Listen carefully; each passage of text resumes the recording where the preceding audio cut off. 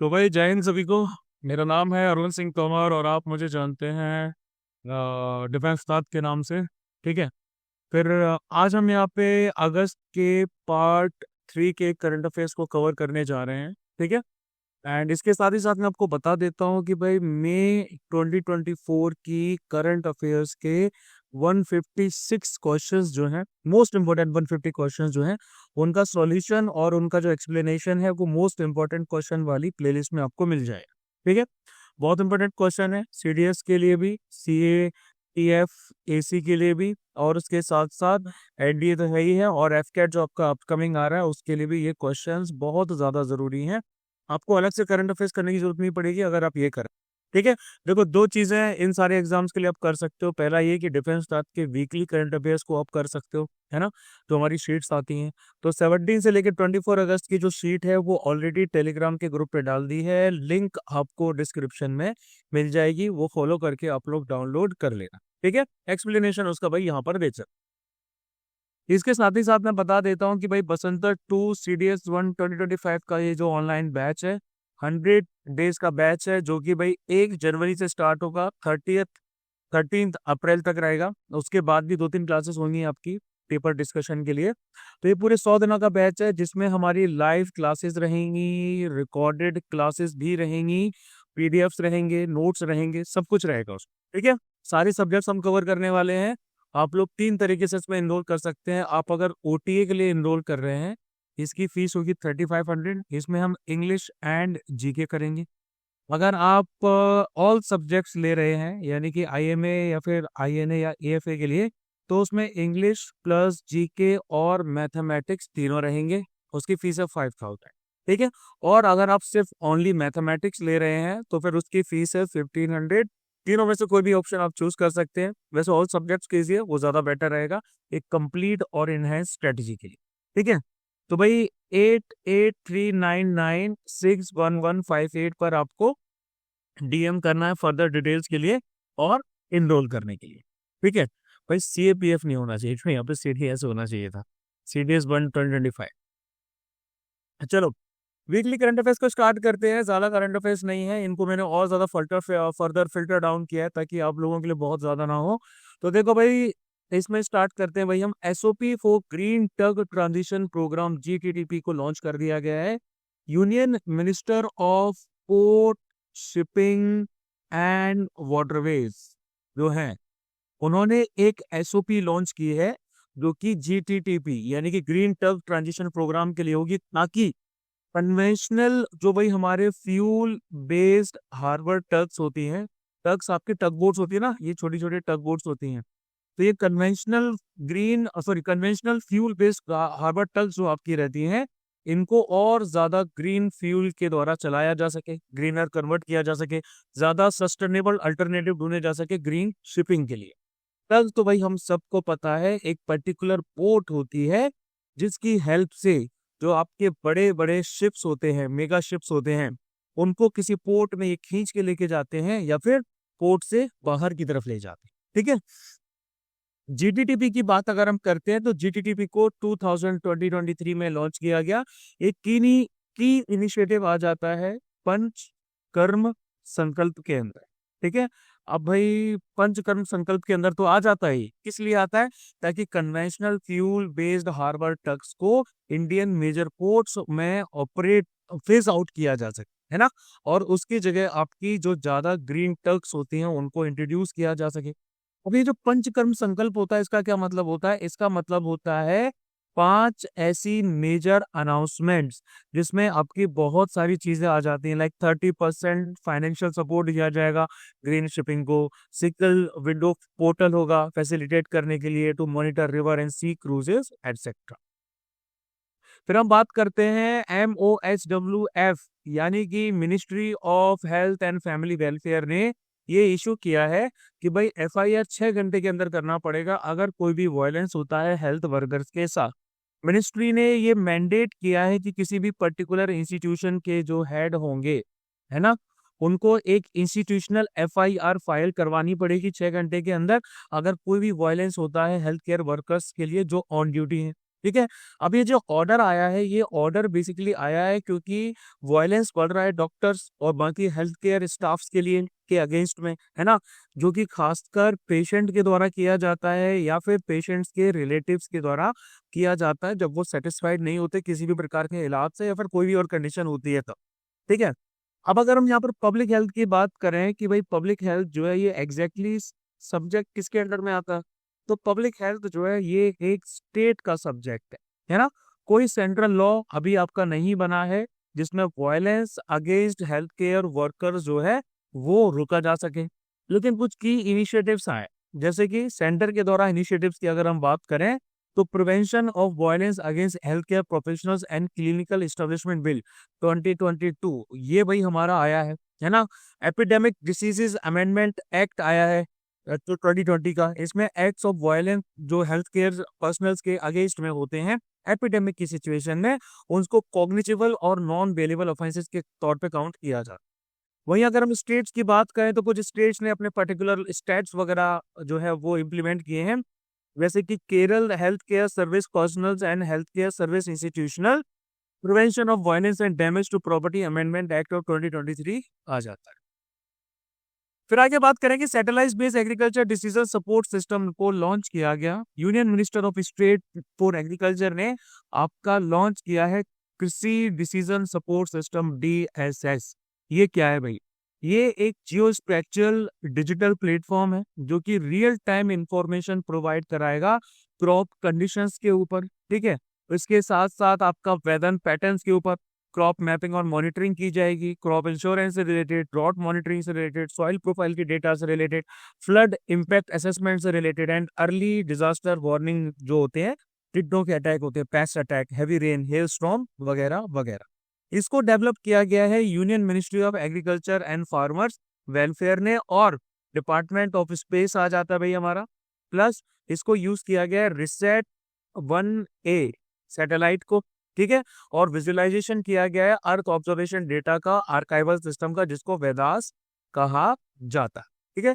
Visualisation of earth observation data and archival system ये space department के अंदर ही आ जाता। ठीक है। अच्छा, इनिशिएटिव्स की मैं अगर बात करूं, वैसे ओवरऑल अगर इनिशिएटिव्स की बात भी करता हूं इसमें, तो भाई हमारे कुछ इनिशिएटिव्स हैं वो भी लिए गए हैं। लाइक आपका फसल प्रोजेक्ट आ जाता है। ठीक है। फसल प्रोजेक्ट यानी कि forecasting agriculture output using space, space agrometeorology और लैंड बेस्ड ऑब्जर्वेशंस आ जाती हैं। चमन प्रोजेक्ट भी आ जाता है। चमन में है coordinated programme on horticulture assessment and management using geo informatics. और इसके बाद आपका किसान आ जाता है, यानी कि crop insurance using space technology and geo informatics for improvement in yield estimation. फिर हम बात करेंगे इंडिया के जो फ्यूल एक्सपोर्ट्स हैं यूरोप के लिए, वो शिफ्ट हो गए हैं from Suez canal to Cape of Good Hope. यानी कि यूरोप के लिए भाई हम जो सामान भेजना चाह रहे हैं इस एरिया के लिए, वो आपका शिफ्ट हो गया है। सुएज कैनाल से पहले होके जाता था यहाँ से, लेकिन अब वो भाई इस रूट से जाता है जिसको हम बोलते हैं केप ऑफ गुड होप, है ना। अब देखो, रेड सी ये जो एरिया पड़ता है इसको हम रेड सी बोलते हैं। रेड सी में सिक्योरिटी क्राइसिस है ना। इसी की वजह से भाई जो हमारा एक्सपोर्ट है, यानी कि हम जो यूरोप में सामान भेज रहे हैं, जो फ्यूल वगैरह भेज रहे हैं, वो मोस्टली डिपेंड किस चीज पे रहता है? वो रहता है भाई आपका ये जो रेड सी और सुएज कैनाल वाला रूट है इस पे। ठीक है। अब इंडिया जो है एक मेजर फ्यूल सप्लायर के तौर पे उभर के सामने आया है यूरोप के लिए, जब से रशिया और यूक्रेन का कन्फ्लिक्ट स्टार्ट हुआ, है ना, और वेस्टर्न कंट्रीज ने सैंक्शंस लगाए रशिया पे। तो सुएज कैनाल आपका सबसे शॉर्टेस्ट मैरीटाइम रूट आता है बिटवीन एशिया एंड यूरोप। ठीक है। यूजुअली आपका ग्लोबल मैरीटाइम ट्रेड जो है 12 से लेके 15% तक यहीं से होता है, ऐसा UNCTAD का कहना है। अब ये पूरे रूट को शिफ्ट करने की जरूरत क्या पड़ी?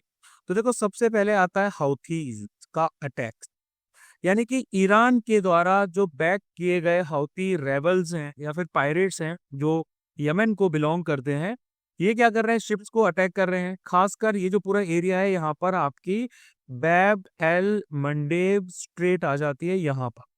ठीक है। जो कि एक चोक पॉइंट है, यानी कि इसको अगर आपने रोक लिया तो आगे फर्दर कोई प्रोग्रेस नहीं होगी। चोक पॉइंट है भाई। इसकी वजह से रेड सी और सुएज कैनाल जो है ये पूरा एरिया कवर हो जाता है। इसके साथ साथ भाई आपका इजराइल और हमास का जो कन्फ्लिक्ट चल रहा है, यानी कि पॉसिबिलिटी बढ़ रही है कि इजराइल और हमास का जो कन्फ्लिक्ट है वो एक बहुत वाइडर मिडिल ईस्टर्न क्राइसिस में बढ़ जाएगा, तो उससे बचने के लिए भी ठीक है शिफ्ट रूट को शिफ्ट करने के कॉन्सिक्वेंसेस ये आते हैं कि यूरोप जो है इनको सप्लाई कम हो जाएगी, उनकी सप्लाई आपकी डिक्लाइन कर जाएगी। इंडिया के जो पेट्रोलियम फ्यूल एक्सपोर्ट्स हैं यूरोप के लिए रिसेंट मंथ्स में ये काफी ज्यादा कम हो चुके हैं। इसके साथ साथ जो आपका शिपिंग टाइम होता है केप ऑफ गुड होप वाले रूट से, ये शिपिंग टाइम आपका ज्यादा रहता है, यानी कि 2 हफ्ते ज्यादा रहता है एज कंपेयर टू रेड सी। ठीक है, तो यानी कि जो आपकी फ्राइट रेट्स हैं वो भी 30% बढ़ जाती हैं।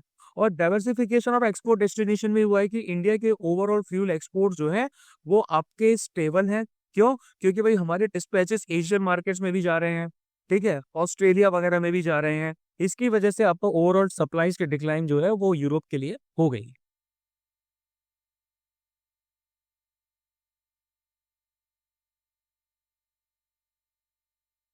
अब चलिए आगे बात करेंगे कि भाई एक नई स्टडी कंडक्ट की गई है Indian institute of astrophysics IIA की, जिसके जरिए स्पेस वेदर फोरकास्टिंग की जा सकती।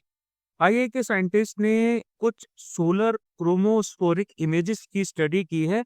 कहाँ से की है? ये इन्होंने की है कोडाई कनाल सोलर ऑब्जर्वेटरी, जो कि तमिलनाडु में सिचुएटेड है।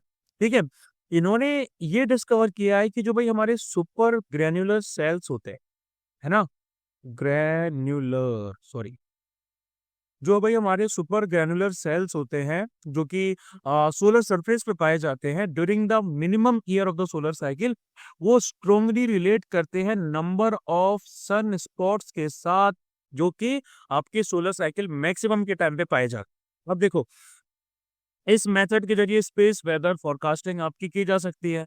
अब भाई ये स्पेस वेदर क्या होता है? स्पेस वेदर का मतलब होता है आपकी वेरिएशंस जो कि स्पेस एनवायरनमेंट में आते हैं, जो कि सन और अर्थ के बीच में पाए जाते हैं। पहली बात तो ये है ना, जो एक्टिव एलिमेंट्स होते हैं स्पेस वेदर के वो आपके पार्टिकल्स, इलेक्ट्रोमैग्नेटिक एनर्जी और मैग्नेटिक फील्ड वगैरह होती हैं। सोलर एक्टिविटीज जो स्पेस वेदर के साथ एसोसिएटेड है उसमें आपके कोरोनल मास इजेक्शंस आ जाते हैं। ये एक्सपल्शन होते हैं जब जहां से आपका सन के सरफेस से प्लाज्मा और मैग्नेटिक फील्ड जो सन के कोरोना से होता है वो निकल के सामने आता है। Corona is the sun's outer most surface, sorry outer most atmosphere. उसके बाद भाई हमारी पास सोलर फ्लेयर्स भी होती हैं। ठीक है, सोलर फ्लेयर्स होती हैं, इंटेंस बर्स्ट ऑफ रेडिएशन होता है जो मैग्नेटिक एनर्जी रिलीज करता है जो कि सन स्पॉट से निकलती है। सोलर विंड्स भी भाई हमारे पास होती हैं। ये जो सोलर विंड्स होती हैं ये कंटिन्यूसली सन से बाहर की तरफ निकलती हैं और इसमें प्रोटॉन्स और इलेक्ट्रॉन्स होते हैं, खासकर प्लाज्मा के फॉर्म में। ठीक है, हाई स्पीड सोलर विंड भी आ जाती है भाई। और सोलर साइकिल की अगर हम बात करें तो सोलर साइकिल का मतलब होता है एक पीरियडिक चेंज, एक स्पेसिफिक पीरियडिक चेंज जो सन की एक्टिविटी में दिखाई देता है, जो कि जनरली 11 साल तक चलता रहता है ना। सोलर साइकिल आपकी जो बिगिनिंग होती है सोलर साइकिल की उसको कहा जाता है सोलर मिनिमम। ठीक है, और ये वो टाइम होता है जब सन के पास में सन स्पॉट्स जो रहते हैं वो सबसे कम रहते हैं। और उसके बाद मिडिल जो भाई आपका सोलर साइकिल का रहता है इसको कहा जाता है सोलर मैक्सिमम, यानी कि ये वो टाइम होता है जब सन के पास सबसे ज्यादा सन स्पॉट्स रहते हैं। इसके साथ साथ हर सोलर साइकिल की पीक पर सन की मैग्नेटिक फील्ड अपनी पोलैरिटी चेंज करती है क्योंकि उसका इनर मैग्नेटिक डायनेमो अपने आप को रिऑर्गेनाइज करता है ना। तो ये आपका स्पेस का वेदर जो है वो हिला सकता है। फिर हम बात करेंगे कैबिनेट सेक्रेटरी के बारे में। तो अपॉइंटमेंट कमेटी जो भाई हमारी कैबिनेट की है अपॉइंटमेंट्स कमिटी। ठीक है, appointments committee of the cabinet यानी कि एसीसी, उन्होंने नए कैबिनेट सेक्रेटरी जिनका नाम है टीवी सोमनाथन जी, डॉक्टर टीवी सोमनाथन जी, जो कि एक आईएएस भी हैं। उनका 2 साल का टेन्योर जो है वो आपका 30 अगस्त 2024 से स्टार्ट हो चुका है। उनको एसीसी बना, अब एसीसी के द्वारा उनको अपॉइंट किया गया है सीनियोरिटी कम मेरिट बेसिस पे। अब भाई ये किस चीज के रिस्पॉन्सिबल होंगे? तो गवर्नमेंट ऑफ इंडिया के एडमिनिस्ट्रेशन के लिए ये रिस्पॉन्सिबल होंगे, है ना, यानी कि एलोकेशन ऑफ बिजनेस रूल्स। ठीक है, education of business rules 1961 and government of India transaction of business rules 1961 के अंडर में एडमिनिस्ट्रेशन चलाएंगी भारतीय सरकार का। इनके फंक्शंस क्या होते हैं? इनके फंक्शंस होते हैं इंटर मिनिस्टेरियल कोऑर्डिनेशन, एक मिनिस्ट्री से दूसरी मिनिस्ट्री के बीच में कोऑर्डिनेशन करवाना, उनके डिफरेंसेस को खत्म करना, डिपार्टमेंट्स वगैरह को अलाइन करना। इसके साथ साथ ये एक्स ऑफिशियो चेयरमैन भी होते हैं। किसके एक्स ऑफिशियो चेयरमैन होते हैं भाई? ये एक्स ऑफिशियो चेयरमैन होते हैं सिविल सर्विसेज बोर्ड के, है ना। अब देखो भाई, वैसे तो कैबिनेट सेक्रेटरी की कोई अथॉरिटी नहीं होती वर्किंग डिपार्टमेंट के ऊपर, लेकिन इनको primus inter pares among secretaries of the union government कहा जाता है, यानी कि सारे सेक्रेटरीज में ये सबसे फर्स्ट पे रहे। अब हम आगे बात करेंगे ग्वेम आइलैंड के बारे में। भाई इस पेंसिल की थिकनेस क्या कम नहीं हो सकती क्या?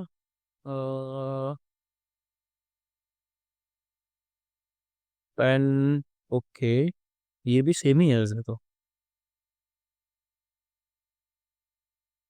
चलो मैं बाद में देखूंगा कि भाई ये हो सकता है या नहीं हो सकता। भाई थोड़ी इसकी थिकनेस ज्यादा लग रही है। ठीक है। अब देखो भाई, ग्वेम आइलैंड की अगर हम बात करते हैं तो फिर वर्ल्ड की लार्जेस्ट मल्टीनेशनल मैरीटाइम एक्सरसाइज जिसका नाम है रिम पैक 2024, इसमें भाई इंडिया से आईएनएस शिवालिक ने पार्टिसिपेट किया, है ना। और उसके बाद में ये पहुंच गया कहाँ? ये पहुंच गया गुआम। ठीक है। ये एक आइलैंड टेरिटरी है यूनाइटेड स्टेट्स की। देखो, ग्वाम लार्जेस्ट और सदर्न मोस्ट आइलैंड है। ये किस जगह पे आता है? ये आता है आपका मैरियाना आइलैंड चेन, जो कि नॉर्थ पैसिफिक ओशन में सिचुएटेड है। ठीक है। ये दो फॉर्मर वोल्केनो से बनी हुई है, और ये जो आपका आइलैंड है ये एक ट्रॉपिकल में। ठीक है।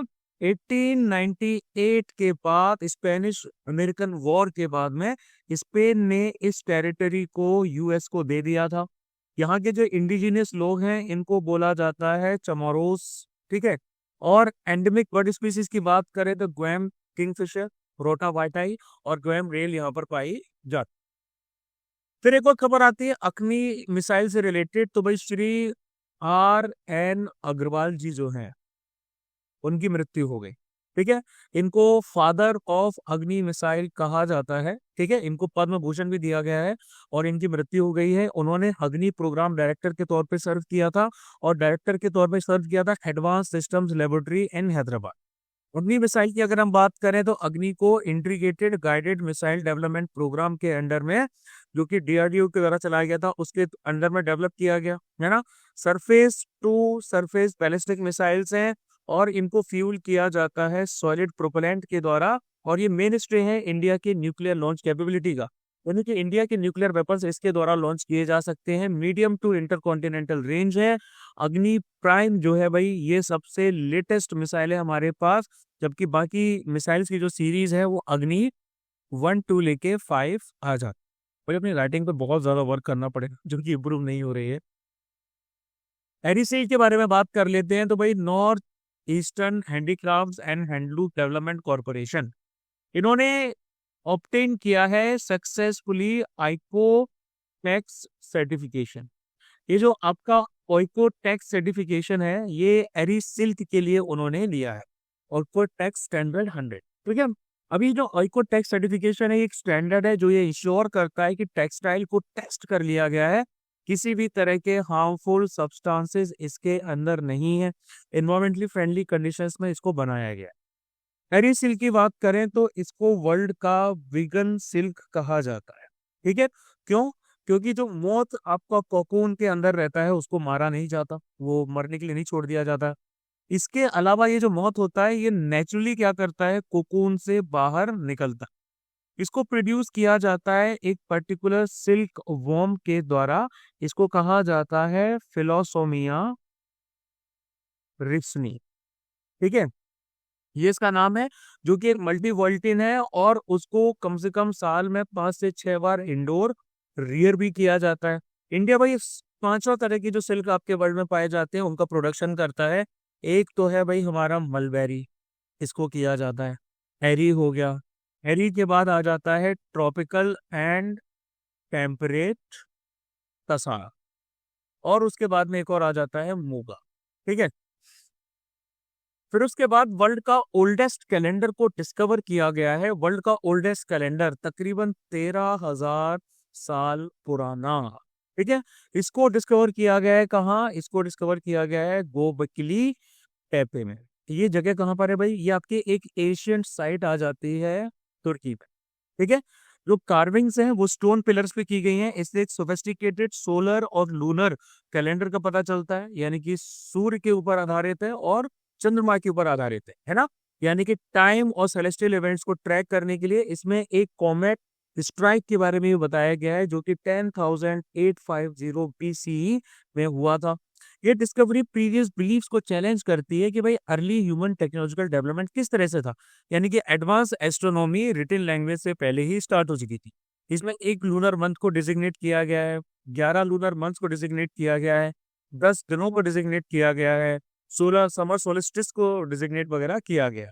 अब अगर हम स्पेसिफिक साइट की बात करें गोबेकली टाइपे के बारे में, तो यहाँ पर राउंड और ओवल शेप के और रेक्टेंगुलर मेगालिथिक स्ट्रक्चर जो हैं, जो कि हंटर गैदरर्स ने बनाए थे, वो भाई यहाँ पर खड़े हुए हैं, है ना, जो कि प्री पॉटरी न्यूलिथिक एज को बिलोंग करते हैं, बिटवीन 9600 टू 8200 BC। ठीक है, और इसके साथ साथ ये है यूनेस्को वर्ल्ड हेरिटेज साइट भी है। फिर बात की जाएगी सेरो सर्वे के बारे में, तो Indian council of medical research यानी कि ICMR ने एक सीरो सर्वे करवाने का मतलब कर रहे हैं ये लोग बेसिकली पिछले साल से ही, ये डिटरमाइन करने के लिए कि एम पॉक्स का एक्सपोजर इंडिया में कितना है, क्योंकि इंडिया की पॉपुलेशन एक हाई रिस्क कैटेगरी में आ जाती है। अब सीरो सर्वे में क्या किया जाता है? ब्लड को टेस्ट किया जाता है कलेक्ट करने के बाद में, यानी कि आपका एक ओरल फ्लूइड चाहिए होता है भाई, है ना।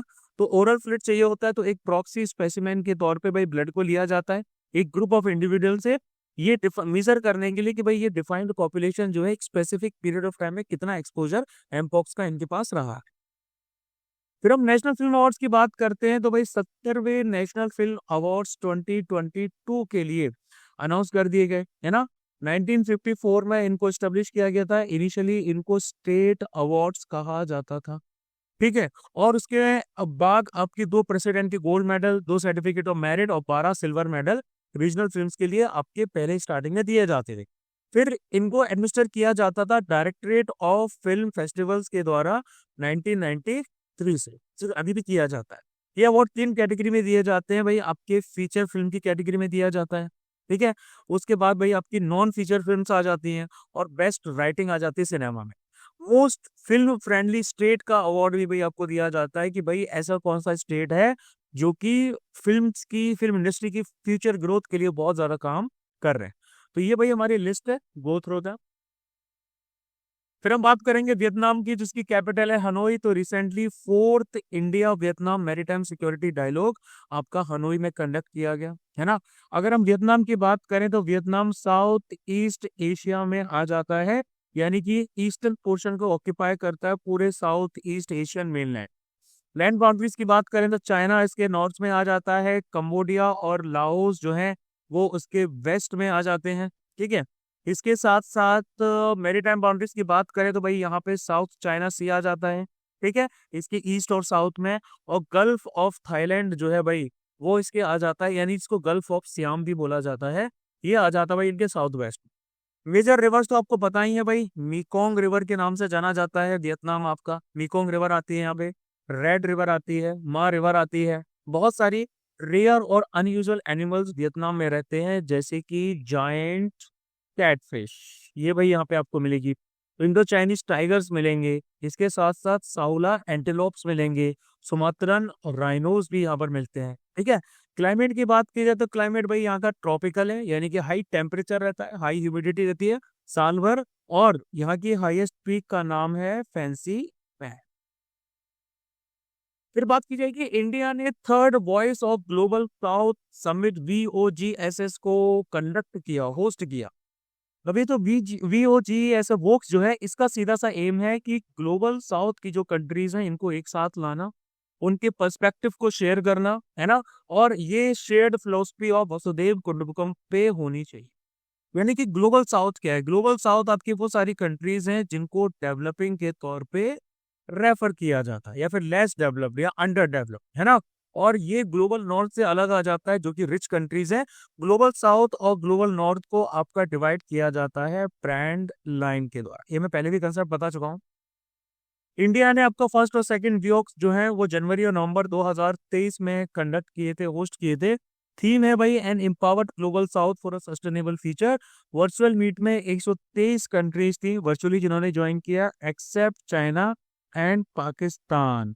इनको न्योता ही नहीं दिया गया। ठीक है। अब इसके साथ साथ ग्लोबल डेवलपमेंट कॉम्पैक्ट आ जाता है। इंडिया ने जीडीसी को प्रपोज किया कि भाई आपकी कंट्रीज जो है जिनको डेवलपमेंट फाइनेंस के नाम पे कर्ज चढ़ाया जा रहा है भाई, तो वो नहीं होना चाहिए, है ना। ये जो जीडीसी है, कॉम्पैक्ट है, ये trade for development, sustainable growth और टेक्नोलॉजी शेयरिंग पे काम करेगा। फिर आती है कि भाई यूपीएससी ने लेटरल एंट्री एडवर्टीजमेंट को कैंसिल कर दिया, है ना। एक मिनिस्टर थे भाई आपके, जितेंद्र सिंह थे शायद, उन्होंने लेटर भी लिखा था भाई यूपीएससी को कि भाई आप जो है इसको कैंसिल कर दीजिए। अब ये जो एडवर्टीजमेंट है आपका, ये रिलीज किया गया था जॉइंट सेक्रेटरीज की पोस्ट के लिए, डायरेक्टर्स के लिए, डेप्यूटी सेक्रेटरीज के लिए, अलग अलग सेंट्रल मिनिस्ट्रीज के लिए। ठीक है। अभी देखा जाए तो भाई 63 अपॉइंटमेंट जो है वो लेटरल एंट्रीज के द्वारा किए जा चुके हैं, जिसमें से 35 अपॉइंटमेंट प्राइवेट सेक्टर के द्वारा की है। अब ये भाई लेटरल एंट्रीज क्या होती है? इसका मतलब होता है इंडिविजुअल्स की भर्ती की जाती है, लेकिन किस प्रकार से की जाती है? इंडिविजुअल्स को ट्रेडिशनल गवर्नमेंट सर्विस कैडर से अलग भर्ती किया जाता है, ताकि मिड और सीनियर लेवल पोजीशंस को गवर्नमेंट डिपार्टमेंट्स में फुलफिल किया जा सके, है ना। फॉर्मली 2018 में इंट्रोड्यूस किया था, लेकिन ये काफी पहले से चला आ रहा है on the recommendations of NITI Aayog. ठीक है, 3 ईयर एक्शन एजेंडा। इसको सेकंड एडमिनिस्ट्रेटिव रिफॉर्म्स कमीशन, जिसने जो 2005 में एस्टेब्लिश हुआ था, उन्होंने भी इंडोर्स किया था, सपोर्ट किया था इसको। फिर आगे बात की जाएगी, नई स्टडीज जो है वो आपकी बेसिकली एसेस कर रही हैं सुटेबिलिटी को, अलग अलग एरियाज जो कि पन्नी ग्रासलैंड में आ जाते हैं, वहां के सस्टेनेबल ग्रासलैंड रेस्टोरेशन के लिए। इस स्टडी ने ये एनालाइज किया है कि मल्टीपल कैरेक्टरिस्टिक्स जो सॉइल के आते हैं, जिसमें न्यूट्रिएंट्स और माइक्रोन्यूट्रिएंट्स आ जाते हैं, ये सब उन्होंने सैटेलाइट डेटा का यूज करके किया है। ठीक है, जो कि ग्रासलैंड रिस्टोरेशन के लिए जरूरी है। ये कंसिडर करते हुए कि भाई यहाँ की इकोलॉजिकल वैल्यू है, प्राइमरी क्राइटेरिया के तौर पर रखी जाएगी। अब ये जो स्टडी है, इसने पन्नी ग्रासलैंड के रिस्टोरेशन जोन को, ये जो पन्नी ग्रासलैंड है, इसकी 5 कैटेगरीज में डिवाइड किया है। ठीक है, मतलब कि उन्होंने ये बोला है कि 36% जो भाई हमारा एग्जिस्टिंग ग्रासलैंड एरिया है, ये हाईली सुटेबल की कैटेगरी में है। 28% जो है ये सुटेबल की कैटेगरी में है। 27% जो है ये मॉडरेटली सुटेबल की कैटेगरी में है। 7% आपका मार्जिनली सुटेबल है, और 2% जो है भाई आपका वो नॉट सुटेबल की कैटेगरी में आ जाता है फॉर रिस्टोरेशन। अब देखो, ये जो पहली 2 कैटेगरीज हैं, हाईली सुटेबल और सुटेबल जोन्स, इनको इजीली रिस्टोर किया जा सकता है अगर आप एडुकेट वाटर रिसोर्सेज यहाँ पर अवेलेबल कराओ, तो इरिगेशन या रेन वाटर हार्वेस्टिंग के द्वारा। जबकि मार्जिनली सुटेबल जो आपका आ जाता है, और उसके बाद में ये जो नॉट सुटेबल वाला एरिया आपका आ जाता है, इन जोन्स को मैनेज किया जा सकता है टेरेसिंग और फर्टिलाइजेशन के द्वारा, जबकि उनको वाटर इरोजन और सॉइल सॉल्ट इंट्रूजन से बचाना होता है। ठीक है। अब ये जो बन्नी एरिया जो आपका आता है, पल्ली ग्रासलैंड आता है, ये लाई करता है कच्छ में, गुजरात में। ठीक है, ये एशिया का लार्जेस्ट ट्रॉपिकल ग्रासलैंड है, जो कि 2600 स्क्वायर किलोमीटर में फैला हुआ है ना। ये पहले समुद्र के अंदर हुआ करता था, टेक्टोनिक एक्टिविटीज की वजह से बाहर आ गया। इसकी फ्लोरा एंड फौना में बन्नी बफेलो आती है, कांक्रीज कैटल्स आते हैं, एशियाटिक वाइल्ड एस आता है, कैमल हॉर्स वगैरह आ जाते। अब देखो, कल्चरल सिग्निफिकेंस की बात करें तो 20 के आसपास एथनिक सेमी नोमेडिक कम्युनिटीज आती हैं यहाँ पे, जैसे कि भाई हमारी आ जाती हैं मालधारीज। ठीक है, ये सिल्को पास्टरलिस्ट वगैरह होती हैं, जाट वगैरह, ये सब यहाँ पे आ जाते हैं। इसके साथ साथ इकोसिस्टम सर्विसेज यानी कि carbon storage, climate mitigation, pollination के लिए भी जरूरी है। और सबसे यहाँ पर एक फिनोमेना आता है, ये स्ट्रेंज डांसिंग लाइट फिनोमेना, इसको कहा जाता है चिरबत्ती। ऐसी कुछ लाइट्स दिखाई देती हैं, जिनको कोस्ट लाइट्स भी कहा जाता है, जो कि रात के समय यहाँ दिखाई देती। फिर हम बात करेंगे melting permafrost releasing toxic mercury into the Arctic study. देखो भाई, साइंटिस्ट का कहना है कि जो परमाफ्रॉस्ट आपके मेल्ट हो रहे हैं, इसकी वजह से मरकरी आर्कटिक में रिलीज हो रही है ना। सैंपल्स उन्होंने लिए हैं यूकॉन रिवर से। यूकॉन रिवर के 3 मीटर के एरिया से उन्होंने जो है कि डेप्थ के आसपास से उन्होंने लिया है। अब देखो उन्होंने सैंपल्स को सैटेलाइट डेटा के साथ कंपेयर किया है और उन्होंने ये पाया है कि बहुत सारा जो मर्क्यूरी है वो यहाँ परमाफ्रॉस्ट के मेल्टिंग होने से रिलीज हो रहा है। अब भाई ये परमाफ्रॉस्ट क्या होता है? कोई भी ग्राउंड जो आपका फ्रोजन रहता है 0 डिग्री सेल्सियस के पास रहता है या उससे भी ठंडा रहता है तकरीबन 2 साल तक लगातार, है ना। और यहाँ पर सॉइल भी होती है, यहाँ पर रॉक्स भी होते हैं, यहाँ पे सैंड भी होता है, ये सब के सब आपके बाउंडेड होते हैं बर्फ की वजह से, आइस की वजह से, है ना। हाई माउंटेन्स में, अर्थ के हायर लेटीट्यूड्स में, आर्कटिक में, अंटार्कटिका में ये आपको देखने को मिलेगा। परमाफ्रॉस्ट रीजन्स जो रहते हैं ये हमेशा स्नो में कवर्ड नहीं रहते हैं, लेकिन इनके जो नीचे का ग्राउंड रहता है ये तकरीबन फ्रोजन रहता है। ठीक है। अब भाई इनका इम्पैक्ट फर्दर क्या आ जाता है, तो भाई देखो सॉइल ऑर्गेनिक कार्बन जो परमाफ्रॉस्ट के अंदर आपका बना रहता है उसका डिकम्पोजिशन होता है, जिससे ग्रीन हाउस गैसेस का एमिशन होता है, like carbon dioxide and methane वगैरह एटमॉस्फेयर में, है ना।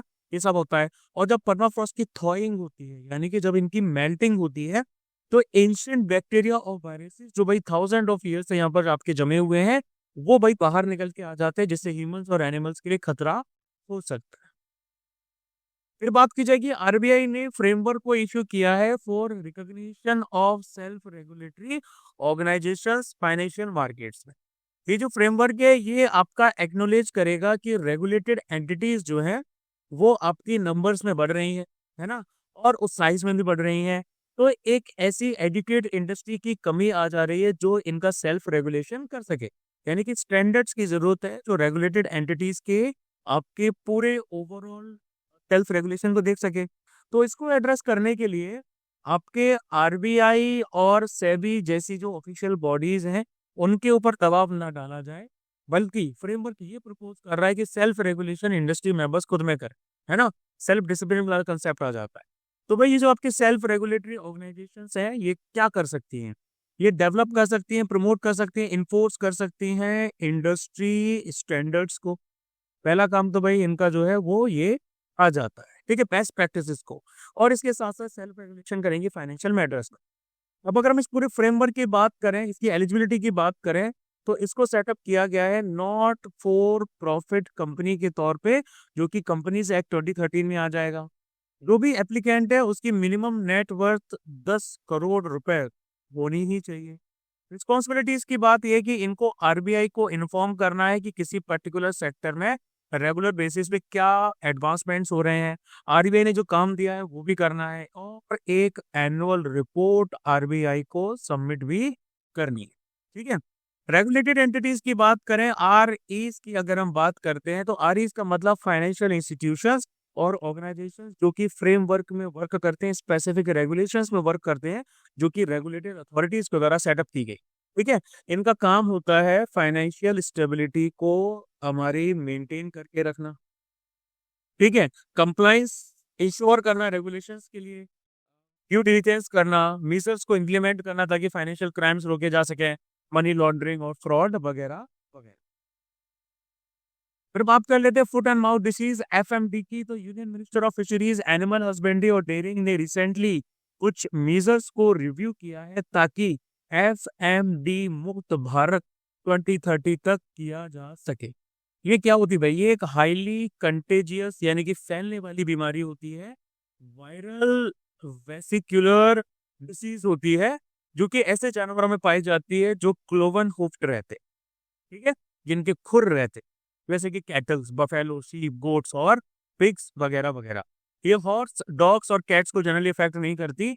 ये आपकी होती है अप्थो एपी सॉरी मैं नाम भूल जाता हूँ, APHTHO अप्थो वायरस की वजह से, जो कि आपका पिकांट बारोडी फैमिली को बिलोंग करता है। इसके सिम्टम्स में फीवर आता है, ब्लिस्टर्स आते हैं ऐसे आपके टंग्स वगैरह पे, ठीक है, लिप्स के आसपास, इन अराउंड माउथ, और मेमोरी ग्लैंड्स होते हैं और जो आपके हूफ्स होते हैं यहाँ पर।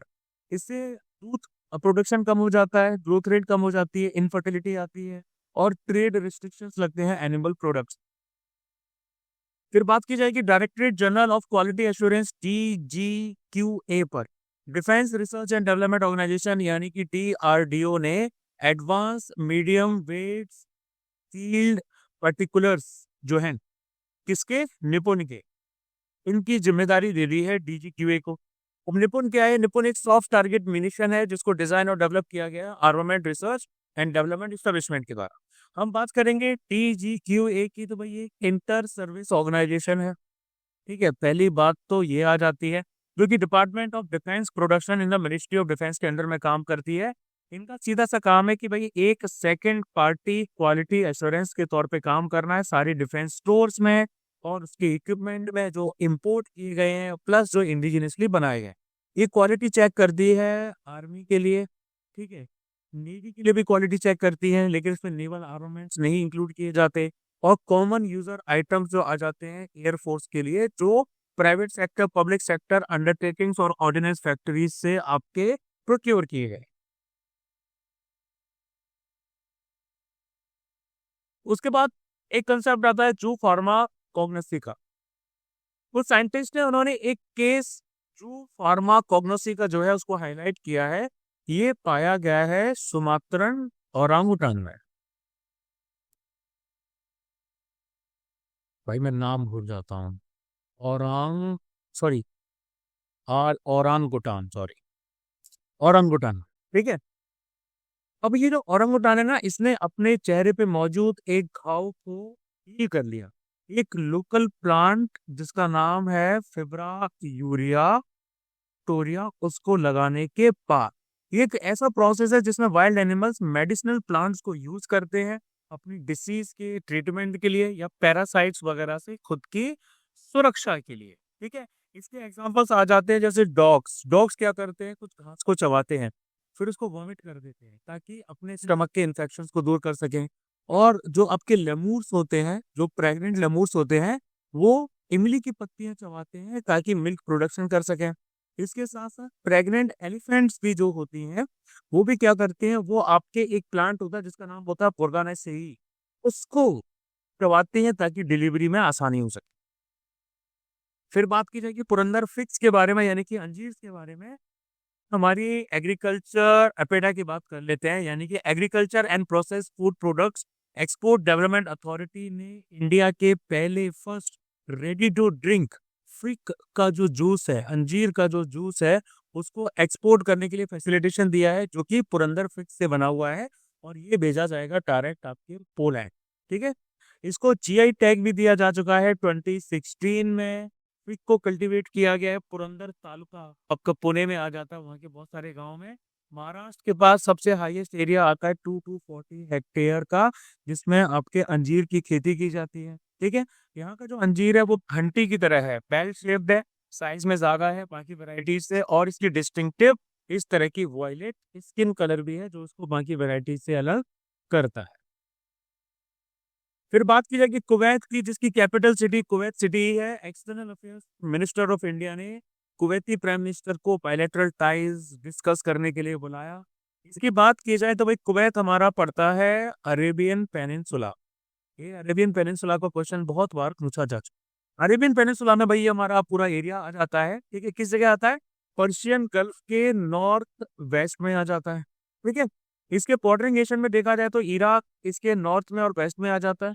सऊदी अरेबिया इसके साउथ में और वेस्ट में आ जाता है। और अगर मैरीटाइम बॉर्डर की बात करें तो भाई यहाँ पर ईरान आ जाता है समुद्र को क्रॉस करने के बाद। ठीक है। कुवैत गल्फ कॉपरेशन काउंसिल का मेंबर है, अरब लीग का मेंबर है, ऑर्गेनाइजेशन ऑफ इस्लामिक कोऑपरेशन का मेंबर है, और ओपेक का भी मेंबर आ जाता है। यहाँ का जो क्लाइमेट है वो है हाइपर एरिड डेजर्ट क्लाइमेट, यानी कि बहुत ज्यादा एक्सट्रीम टेम्परेचर यहाँ पे होता है। ठीक है। टोपोग्राफी की बात की जाए तो भी मोस्टली तो ये डेजर्ट एरियाज है एक्सेप्ट अल जहरा ओएसिस। ठीक है। इसके वेस्टर्न एंड पे पड़ता है कुवैत बे के पास में यहाँ पे। इसके साथ साथ यहाँ पर रिवर की बात करें तो एक आ जाती है पादी अल बतिन। ठीक है। खोर बुबियान, खोर अल सबया। 6% वर्ल्ड के प्रूवन ऑयल रिजर्व्स आपके कुवैत सिटी में पाए जाते।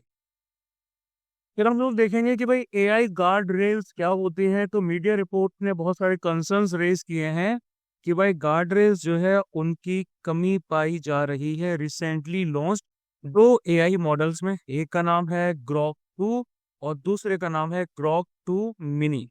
ये इलॉन मस्क के XAI ने रिलीज किए, लॉन्च किए। ये फ्रेमवर्क्स हैं। बेसिकली गार्डरेल्स क्या होते हैं भाई, आपके ये फ्रेमवर्क्स होते हैं, मैकेनिज्म्स होते हैं, जिनको डिजाइन किया जाता है कि एथिकल, लीगल और टेक्निकल कंप्लायंस एआई सिस्टम्स की आपकी मैंडेट की जा सके, है ना।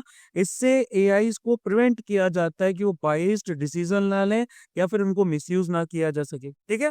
तो एआई गाइडरेल्स, गार्डरेल्स क्या होती हैं, एक क्रिटिकल कंपोनेंट होता है एआई गवर्नेंस का, डेवलपमेंट का और डिप्लॉयमेंट का, और एक रिस्पॉन्सिबल यूज ऑफ एआई का।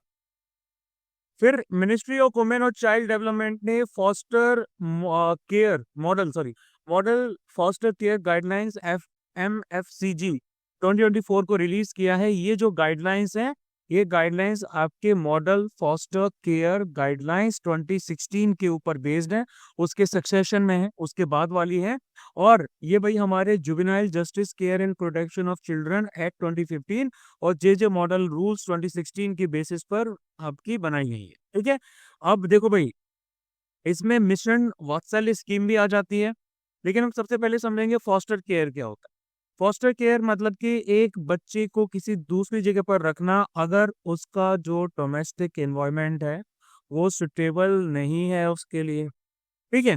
किसी भी फैमिली के लिए चाइल्ड की बायोलॉजिकल फैमिली से अलग किसी और जगह रखा जाता है, वैसी फैमिली आपकी सिलेक्ट और आपकी अप्रूव की जाती है चाइल्ड वेलफेयर कमेटी के द्वारा, जो कि उसको फॉस्टर केयर अवेलेबल कराएगी।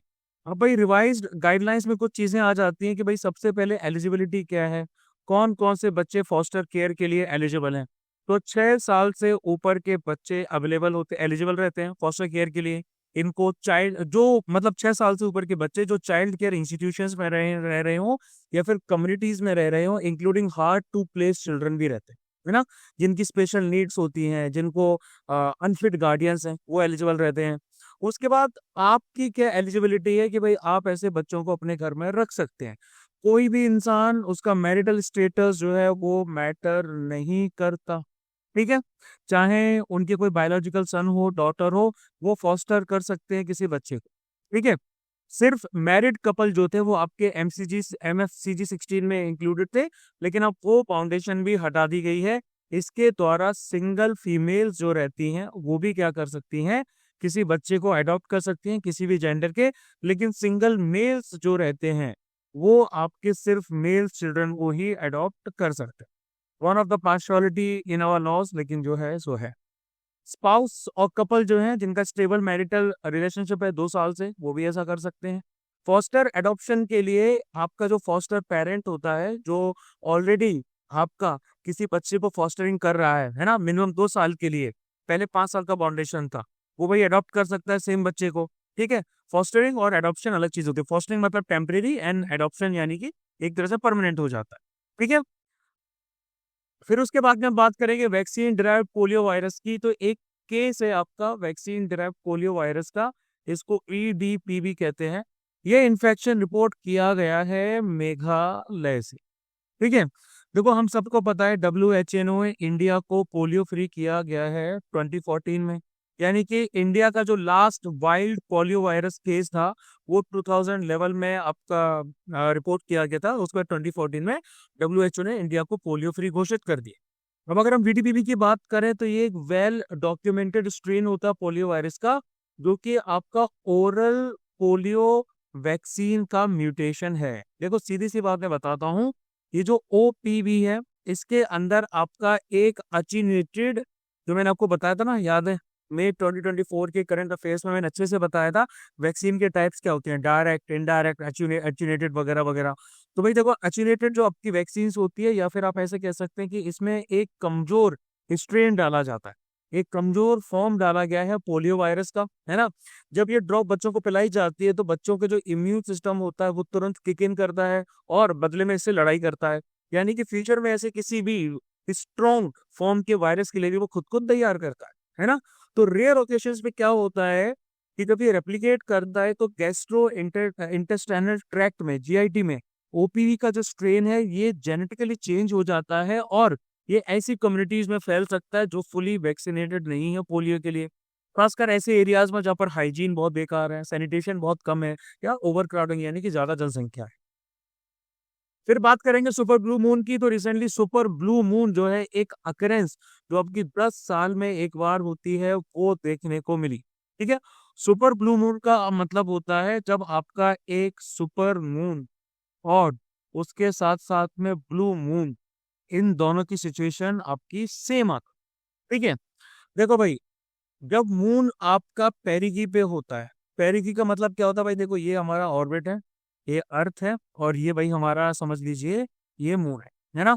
तो मून आपका पेरिगी पे कब होता है, जब अर्थ और उसके बीच में सबसे क्लोज डिस्टेंस होता है ना। तो इस टाइम पे प्लस मून का अपना फुल होना चाहिए, यानी कि अपनी पूर्णिमा जो है वो भी होनी चाहिए। तो जब ऐसी सिचुएशन बनती है तब इसको बोला जाता है सुपर मून, है ना। अब उसके बाद में आपका ब्लू मून क्या होता है, एक तो आपका रहता है monthly blue moon. Monthly blue moon कब आता है, जब एक ही महीने के अंदर, सिंगल महीने के अंदर आपके 2 फुल मून आते हैं। वैसे भाई 15 दिन में आपका क्या रहता है, पूर्णिमा आती है, 15 दिन बाद अमावस आती है ना। लेकिन यहाँ पर सिंपल सी बात है कि भाई एक ही महीने में अगर 2 बार पूर्णिमा बन रही है तो दूसरी जो आपकी पूर्णिमा की रात होगी उसको जो चंद्रमा निकलेगा उसको ब्लू मून कहा जाएगा। और वहीं सीजनल ब्लू मून आपका तब आता है कि जब एक सिंगल सीजन में आपके 3 की जगह 4 फुल मून आते हैं, तो चौथे वाले को हम जो है सुपर क्या नाम है, सीजनल ब्लू मून कहते हैं। फिर आगे बात हो जाएगी क्वांटम नॉन लोकेलिटी की कि भाई ये क्या चीज है। तो देखो कुछ रिसर्च हुई है, कंडक्ट की गई है, और उसमें क्वांटम नॉन लोकल कोरिलेशंस की बात की गई है। नॉन लोकल कोरिलेशंस की बात की गई है, इसमें है क्या, ठीक है। ये बेसिकली सिक्योर कम्युनिकेशन और क्रिप्टोग्राफिक की क्रिएशन के लिए बहुत ज्यादा इंपॉर्टेंट है। अभी जो क्वांटम नॉन लोकेलिटी होता है इसका मतलब क्या है, इसका मतलब होता है apparent ability of a quantum particle. एक क्वांटम पार्टिकल दूसरे क्वांटम पार्टिकल के बारे में जानता है, उसकी स्टेट के बारे में जानता है, सेम टाइम पे कोरिलेट कर सकता है उसके साथ, ये दोनों भले ही लार्ज लार्ज डिस्टेंसेस से दूर हो। ये जो डायरेक्ट क्वांटमाइजेशन होता है प्रिंसिपल ऑफ लोकेलिटी का, यानी कि ये प्रिंसिपल ऑफ लोकेलिटी का उल्लंघन करता है। ठीक है, यानी कि एक ऐसा आइडिया कि डिस्टेंट ऑब्जेक्ट्स एक दूसरे का इन्फ्लुएंस नहीं कर सकते। अब ये जो नॉन लोकेलिटी है ये अकर होती है due to the phenomena of entanglement, यानी कि आपस में उलझने की वजह से। ठीक है, यानी कि पार्टिकल्स जो एक दूसरे के साथ इंटरेक्ट कर रहे हैं ये परमानेंटली कोरिलेटेड है, या फिर एक दूसरे की स्टेट या प्रॉपर्टीज पे किसी भी वजह से dependent. Next is input tax credit, यानी कि आईटीसी। तो डायरेक्टरेट जनरल ऑफ जीएसटी, यानी कि इनको DGGI कहा जाता है। इन्होंने टैक्स इवेजन डिटेक्ट किया है तकरीबन 1.2 करोड़ ट्रिलियन का, नहीं सॉरी 1.2 करोड़ ट्रिलियन का नहीं, 1.2 ट्रिलियन का किया है। ठीक है, यानी कि फेक इनपुट टैक्स क्रेडिट का यूज करने के साथ ही साथ 2020 से इतने रुपए का टैक्स इवेजन किया गया है। और आईटीसी क्या होता है, आईटीसी आपका की फीचर होता है जीएसटी का। सबसे पहली बात तो ये, यानी कि एक मैकेनिज्म के तौर पे ये क्या करता है, ये एक मैकेनिज्म के तौर पे अवॉइड करता है। एक मैकेनिज्म आपका बनता है जिसके द्वारा आपका टैक्स ऑन टैक्स जो है उसको अवॉइड किया जाता है। टैक्स ऑन टैक्स, टैक्स जिसके ऊपर ऑलरेडी टैक्स लग चुका है उसके ऊपर दोबारा से टैक्स नहीं लगेगा, इसको हम बोलते हैं कैस्केडिंग टैक्स। ठीक है, अब आईटीसी क्या करता है, बिजनेसेस को इस चीज के लिए अलाउ करता है कि वो क्रेडिट को क्लेम कर सके, ऐसा जीएसटी जो ऑलरेडी उन्होंने पे किया हो अपनी गुड्स और सर्विसेज पे, है ना, जो उन्होंने इनपुट्स के तौर पे परचेज की हो। तो ये जो क्रेडिट है इसके बाद जीएसटी को ऑफसेट किया जाता है, यानी कि जो जीएसटी आपका पेबल होता है सेल्स ऑफ गुड्स और सर्विसेज पे उसको दोबारा यूज कर लिया जाता है कई सारे बिजनेसेस के द्वारा, यानी कि टैक्स का इवेजन किया जाता है। फिर हम फर्दर बात करेंगे court of arbitration for sport की। तो recently court of arbitration of sport यानी कि CAS, इन्होंने इंडियन रेसलर और अब कांग्रेस की विधायक विनेश फोगाट के अपील को कि भाई मुझे सिल्वर मेडल मिलना चाहिए, है ना, जब उनको ओवरवेट होने की वजह से डिस्क्वालीफाई कर दिया गया था, वो डिसमिस कर दिया। अब अगर हम CAS की बात करें तो CAS एक ऐसा इंस्टीट्यूशन, इंडिपेंडेंट एक इंस्टीट्यूशन है जो कि किसी स्पोर्ट्स ऑर्गेनाइजेशन से इंडिपेंडेंट है ना। यानी कि ये स्पोर्ट्स रिलेटेड डिस्प्यूट्स की फैसिलिटेट करता है, उनके सेटलमेंट को आर्बिट्रेशन के जरिए या फिर मेडिएशन के जरिए मध्यस्थता करा के। 1984 में इसको बनाया गया था और इसको रखा गया था एडमिनिस्ट्रेटिव और फाइनेंशियल अथॉरिटी में of the international council of arbitration for sport, ICS के अंडर इसको रखा गया था। अब सीएस के जो अधिकार क्षेत्र है, जो जुरिस्डिक्शन है, ये नॉर्मली स्पोर्ट्स से रिलेटेड सारे झगड़ों से मैटर में आ जाता है। यानी कि कमर्शियल और डिसिप्लिनरी नेचर के सारे स्पोर्ट्स के झगड़ों को ये देखते हैं। फिर हम बात करेंगे श्री नारायण गुरु, 1845 से लेकर 1928 तक इनका जन्म काल रहा, जीवन काल रहा है। काफी बड़े सोशल रिफॉर्मर थे, केरल से। ठीक है, श्री नारायण गुरु को उनकी 170th बर्थ एनिवर्सरी पे रिमेम्बर किया गया। इनका जन्म तिरुवनंतपुरम के पास में चेबा हंसी नाम की जगह थी, उसमें एक इजावा फैमिली में हुआ।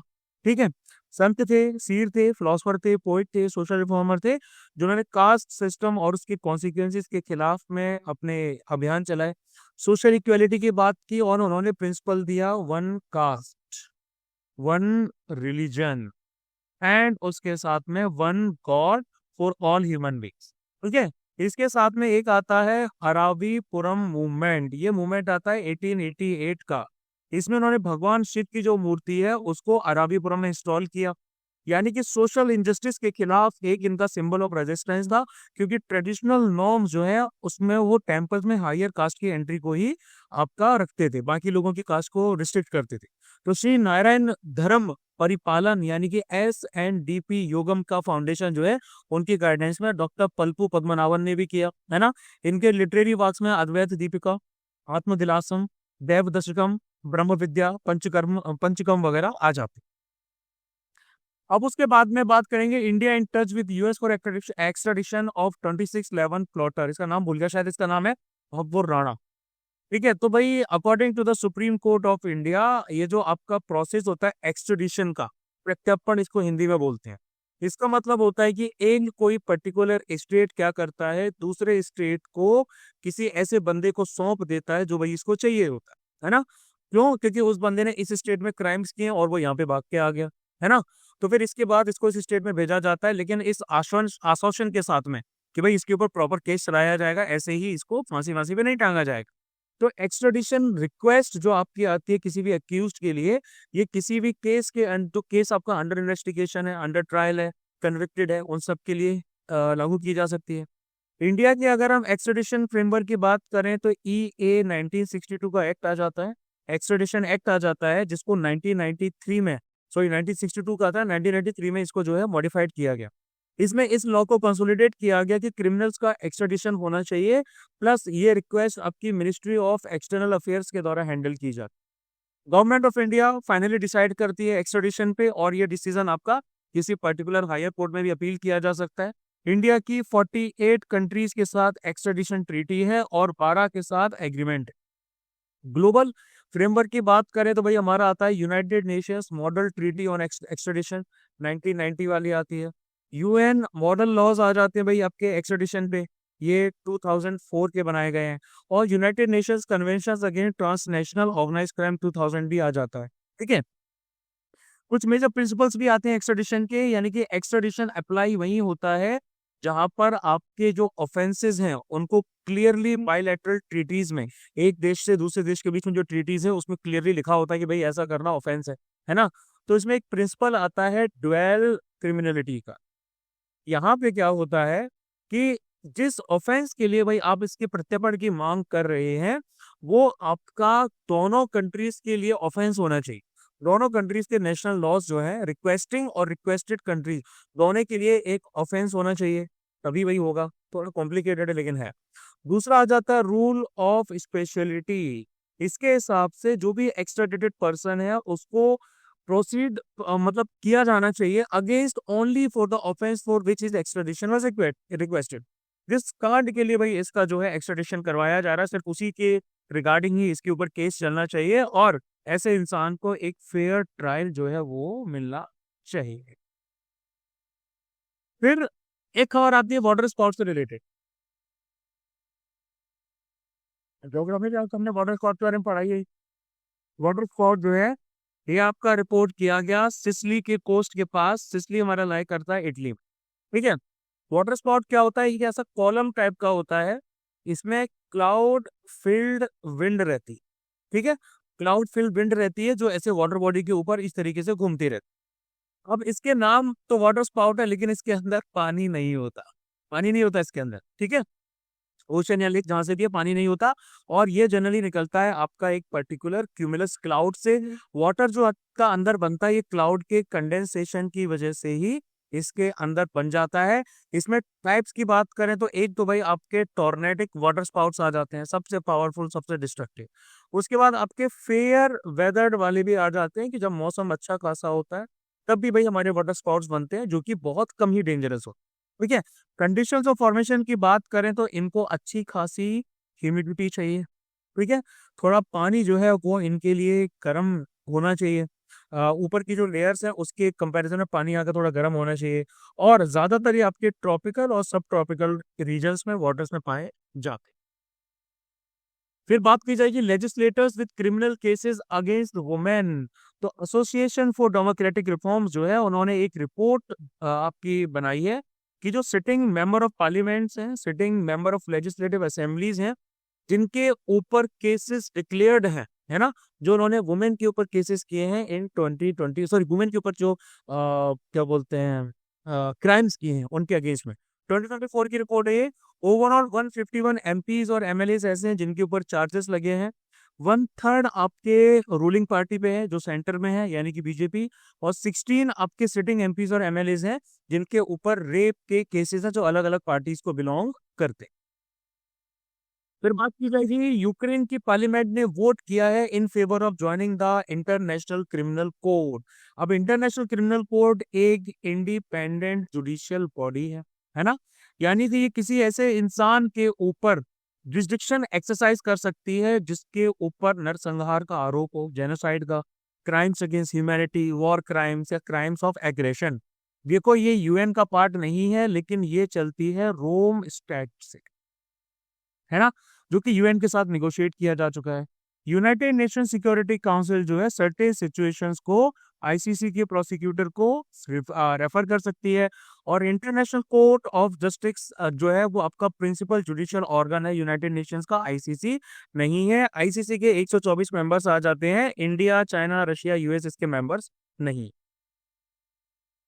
फिर बात की जाएगी हेफ्लिक लिमिट की, तो लियोनार्ड हेफ्लिक, इस बंदे का नाम था लियोनार्ड हेफ्लिक, इनकी मृत्यु हो गई। इन्होंने हेफ्लिक लिमिट को इंट्रोड्यूस किया था जिसने फंडामेंटली उम्र से, एजिंग से रिलेटेड कंसेप्ट को बदल के रख दी।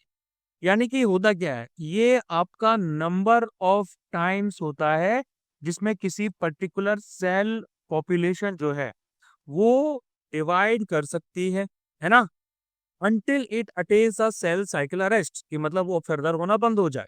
यानी कि ये डिपेंड करता है हर इंसान के अंदर के क्रोमोसोमल टेलोमेयर्स पे। ठीक है। यानी कि ये हर सेल डिवीजन के साथ में कम होते जाते हैं। टेलोमेयर्स आपके वो रीजन्स होते हैं रिपीटेटिव डीएनए सीक्वेंसेस के, जो कि किसी क्रोमोसोम के ऐसे एंड पे, यहाँ पे जुड़े हुए रहते हैं। तो हेफलिक लिमिट के हिसाब से 125 साल लास्ट टाइम होता है ह्यूमंस के लिए। इसके बियॉन्ड किसी भी तरह की diet, exercise, genetic tutoring, diseases के अगेंस्ट या कुछ भी आप कर सकते हैं, आप ह्यूमन लाइफ स्पैन नहीं बढ़ा सकते। फिर बात की जाएगी फाइंडिंग्स ऑफ चंद्रयान की, यानी कि लूनर मैग्मा ओशन हाइपोथेसिस। तो alpha X ray particle, sorry alpha particle, ठीक है, एक्स रे स्पेक्ट्रोमीटर, इसको एपी एक्सएस कहा जाता है। ये इंस्ट्रूमेंट आपका प्रज्ञान रोवर पे लगा हुआ है। ठीक है। प्रज्ञान रोवर किसका है? चंद्रयान 3 का है। ठीक है। तो इसमें एविडेंसेस भाई बताए हैं कुछ, जो कि lunar magma ocean LMO hypothesis से रिलेटेड है। अब ये एलएमओ हाइपोथेसिस क्या है? यानी कि ये मून के अर्ली एवोल्यूशन के साथ में डील करती है। ये कहती है कि मून जो है वो पहले कभी मोल्टन मैग्मा ओशन हुआ करता था फॉर्मेशन के टाइम पे। जैसे जैसे ये ठंडा होता गया वैसे वैसे आपकी जो हैवियर मिनरल्स हैं वो इसके अंदर सेटल होती गई। हैवियर मिनरल्स कौन कौन सी? ओलिवीन आ जाती, ठीक है, इसके साथ साथ आपकी पायरोक्सिन आ जाती है। ये भाई इसकी इनर लेयर्स में जाके जम गई, और जो लाइटर मिनरल्स हैं लाइक आपका कैल्शियम है, सोडियम है, ये इसकी आउटर सरफेस पे जम गए। फिर बात की जाएगी टेराहर्ट्ज यानी कि THZ वेव्स की, तो ट्राई जो है भाई हमारा ट्राई अथॉरिटी है, इन्होंने रिकमेंड किया है कि टेराहर्ट्ज एक्सपेरिमेंटल अथॉरिटीज जो हैं उनको मतलब रिकमेंड किया है कि भाई आप इनोवेटिव नई टेक्नोलॉजीज लेके आओ, सर्विसेज लेके आओ टेराहर्ट्ज बैंड। ठीक है। अब ये टेराहर्ट्ज रेडिएशन आपका क्या रहता है, ये आपकी वो इलेक्ट्रोमैग्नेटिक वेव्स होती हैं जो 0.1 से लेके 10 टेराहर्ट्ज के बीच में चलती हैं। ठीक है, ये भाई आपका स्पेसिफिक एरिया आ जाता है। ये माइक्रोवेव और इंफ्रारेड रीजन के बीच में आ जाता है, स्पेक्ट्रम में आ जाता है। ये स्पेस बेस्ड कम्युनिकेशन के लिए काम आ सकता है, अर्थ एक्सप्लोरेशन, सैटेलाइट सर्विस या radio astronomy, short range wireless communication के लिए, सिक्योरिटी एप्लीकेशंस के लिए, सॉलिड एक्सप्लोसिव को ढूंढने के लिए और बायोमेडिकल इमेजिंग के लिए। फिर global finance central banker report का 2024 की बात करेंगे तो आरबीआई गवर्नर जो है इनको A+ रेटिंग दी गई है, second time in a row in global finance central banker report, है ना। इससे पहले 2023 में भी इनको सेम अवार्ड दिया जा चुका है। इसको annually US based global finance 1994 से पब्लिश कर रही है।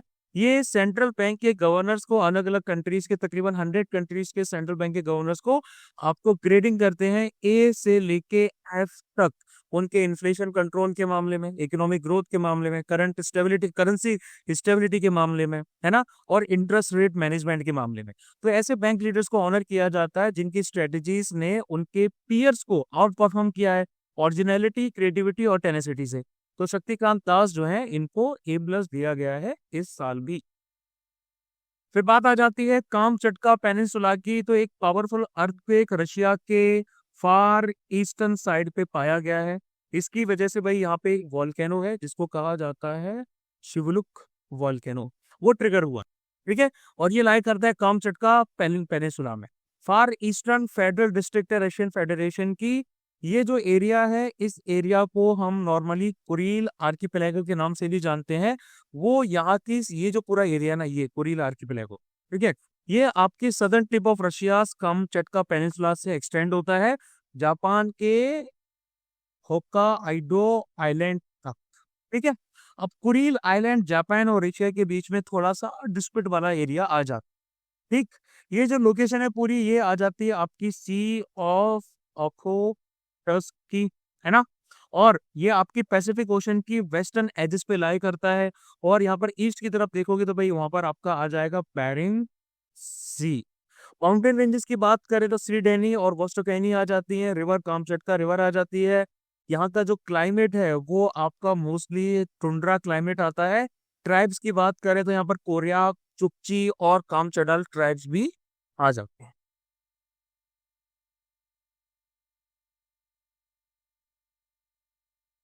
अब चलिए आगे बात करते हैं कि भाई 5 साल जल जीवन मिशन के हो चुके हैं। 2019 में से लॉन्च किया गया था functional house hold tap connections FHTC available कराने के लिए सारे रूरल हाउस होल्ड्स के लिए, गाँव के, है ना, कि भाई 2024 तक सबको पानी अवेलेबल कराना है। ये आपका जो है, इसमें सर्विस लेवल 55 लीटर्स रखा गया था पर कैपिटा पर डे के हिसाब से। टैप वाटर कवरेज जो है आपका 3.23 करोड़ से बढ़ के 15 करोड़ घरों तक पहुंच गया। 8 स्टेट्स एंड 3 यूनियन टेरिटरीज जो है उन्होंने 100% कवरेज भी हासिल किया। 88% जो स्कूल्स आ जाते हैं और 85% आंगनवाड़ी सेंटर्स जो आते हैं उनको भी टैप वाटर मिला, है ना। 2.28 लाख जो आपके गांव आ जाते हैं और 190 डिस्ट्रिक्ट्स, उन्होंने हर घर जल का स्टेटस भी उनको मिला। अब अगर हम जल जीवन मिशन की बात करें तो national rural drinking water programme को रिस्ट्रक्चर किया गया और जल जीवन मिशन के अंदर शामिल किया गया। नोडल मिनिस्ट्री आ जाती है मिनिस्ट्री ऑफ जल शक्ति। ठीक है, सेंट्रली स्पॉन्सर्ड स्कीम है। वुमेन एम्पावरमेंट की का भी इससे काम हो रहा है, यानी कि मिशन ने ये मैंडेट किया है कि विलेज वाटर और सैनिटेशन कमेटी, यानी कि जो पानी समिति होती है, उसके आधी मेंबर्स वुमेन होनी चाहिए। 24.59 लाख जो हमारी आ जाती हैं वुमेन, उनको ट्रेन किया गया है वाटर सैंपल्स को टेस्ट करने के लिए फील्ड टेस्टिंग किट्स के जरिए, ताकि वाटर क्वालिटी इंश्योर की जा सके। फिर क्या होता है कि भाई हेल्थ मिनिस्ट्री ने 156 फिक्स्ड डोज कॉम्बिनेशन ड्रग्स, जिनको FDC कहा जाता है, इनको कर दिया है बैन। ये जो ड्रग्स है इनको बैन इसलिए किया गया क्योंकि इनके बारे में कुछ कंसर्न्स थे, इनकी इरेशनैलिटी को लेके, पोटेंशियल रिस्क को लेके जो ह्यूमन हेल्थ के लिए हो सकते हैं, और सेफर अल्टरनेटिव्स अवेलेबल है इस वजह से। तो देखो भाई FDCs क्या होते हैं भाई, आपके ये कॉम्बिनेशन होते हैं दो या दो से ज्यादा एक्टिव फार्मास्यूटिकल इंग्रेडिएंट्स यानी कि एपीआईज के, पहली बात तो ये फिक्स्ड रेशियो में किया जाता है और इसको कॉकटेल ड्रग्स के नाम से भी जाना जाता है। ठीक है। अब एपीआईज बायोलॉजिकली एक्टिव कंपोनेंट्स होते हैं ड्रग प्रोडक्ट के, जो कि इंटेंडेड इफेक्ट्स क्रिएट करते हैं, कुछ बेनिफिट्स भी होते हैं। लाइक आपकी जो मल्टीपल क्या बोलते हैं डिसीजेज हैं, उन मल्टीपल डिसीज को एक साथ ट्रीट किया जा सकता है, इम्प्रूव रिस्पॉन्स रेट मिलती है, रैपिड एक्शंस वगैरह मिलते हैं। इसके साथ साथ मिनिमाइज पिल बर्डन, यानी कि कम से कम दवाई आपको खानी पड़ती है ना। ग्रेटर एडहेरेंस रहता है, बेटर आउटकम रहता है। अगर आपकी एक ही सिंगल दवाई आपकी फीवर, कफ और दर्द को ठीक कर दे तो लोग उसको ज्यादा लेना पसंद करते हैं। इसके साथ साथ जो क्रोनिक इलनेसेस होती हैं उनके ट्रीटमेंट के लिए भी बेटर है, यानी कि ट्यूबरकुलोसिस हो गया, डायबिटीज वगैरह हो गया। फार्माकोनिटिक डैमेज की बात करें तो यानी कि जो आपका स्टडी रहता है, ऑब्जॉर्प्शन, डिस्ट्रीब्यूशन, मेटाबॉलिज्म और excretion of drugs by the body, इसमें कभी एडवांटेज रहते हैं। कंसर्न्स आते हैं फिजियोलॉजिकल और केमिकल रिएक्शन से रिलेटेड, इंक्रीज्ड शेल्फ लाइफ से रिलेटेड और ग्रोइंग एंटीबायोटिक रेजिस्टेंस, यानी कि जो आपका अनअप्रूव्ड या बैंड एफडीसीज हैं उनके अंदर एंटीबायोटिक्स भी पाए जाते हैं। फिर बात की जाएगी, कंपटीशन कमीशन ऑफ इंडिया ने ऑब्जेक्शंस रेज किए हैं डिज्नी और रिलायंस के मर्जर को लेकर। यानी उनका ये कहना है कि ये जो डील की जा रही है इससे कंपटीशन हमारे देश में इफेक्ट हो सकता है ना, खासकर जो पोटेंशियल डोमिनेंस हो सकती है इस मर्ज एंटिटी की in the cricket broadcasting market.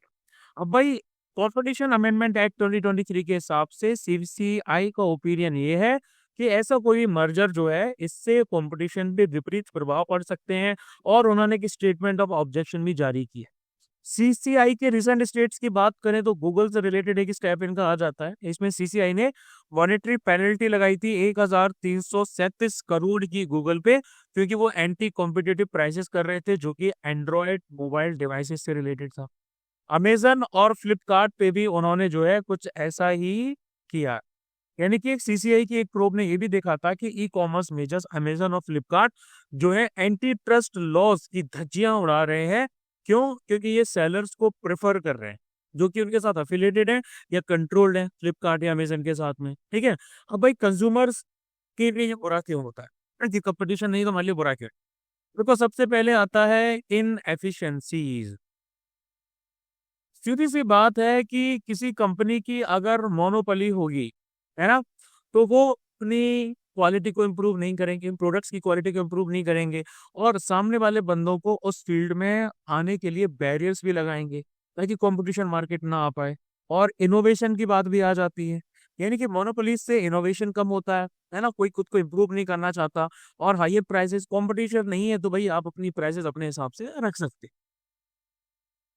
फिर बात आती है smart laboratory for clean rivers SLCR project. ये आपका ग्रीन स्ट्रेटेजिक पार्टनरशिप जो है ये गवर्नमेंट ऑफ इंडिया और डेनमार्क के बीच में किया जा रहा है, जिससे एसएलसीआर इस्टेब्लिश किया जाएगा वाराणसी। ठीक है। अब इससे सिंपल सी बात है, इससे हमारी जो वरुणा रिवर है इस रिवर को रिजुवेनेट किया जाएगा। ये एक माइनर ट्रिब्यूटरी आ जाती है गंगा रिवर, ये गंगा रिवर की ट्रिब्यूटरी है ना। और इसका ओरिजिनेशन कहाँ होता है? इसका ओरिजिनेशन होता है भाई फूलपुर के पास में।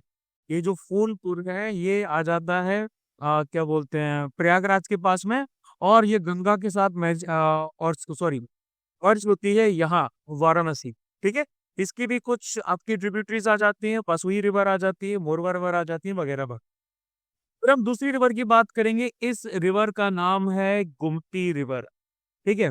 अब ये जो गुमती रिवर भाई हमारी आ जाती है ना, ये मिनिस्ट्री ऑफ एक्सटर्नल अफेयर्स ने सबसे पहले तो ये डिनाई किया है कि बांग्लादेश की ईस्टर्न डिस्ट्रिक्ट्स में जो फ्लड्स आए हैं वो हमारे वो दूर डैम जो है उसको खोलने की वजह से आए हैं। ये आपका जो डैम है ये आ जाता है त्रिपुरा पे और ये बना हुआ है कहाँ पे?